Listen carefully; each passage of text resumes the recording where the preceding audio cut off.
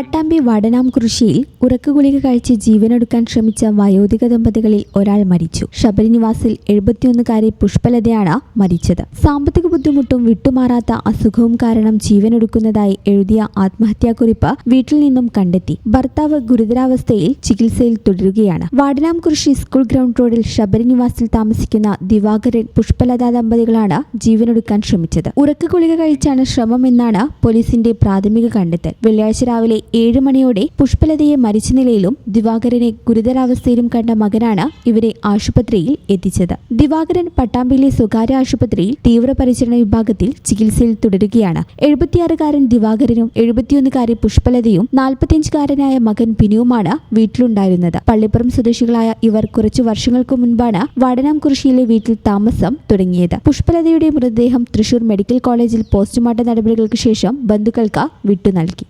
ഈ channel news Pattambi. 15 വർഷങ്ങളായി ഈ തിളക്കം നമ്മെ ഭ്രമിപ്പിക്കുന്നു. 15 വർഷങ്ങളായി ഈ വ്യത്യസ്തത നമുക്ക് ആത്മവിശ്വാസം നൽകുന്നു. 15 വർഷങ്ങളായി നമ്മുടെ ആഘോഷങ്ങളിൽ ഈ പാരമ്പര്യവും പങ്കാളികളാണ്.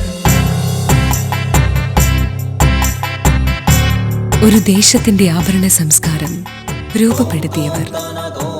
ഞങ്ങളെപ്പറ്റി നിങ്ങൾക്കല്ലേ കൂടുതൽ അറിയുന്നത്? പരിശുദ്ധിയുടെ സുവർണ പാരമ്പര്യം. Hayat golden diamonds, Valanchery.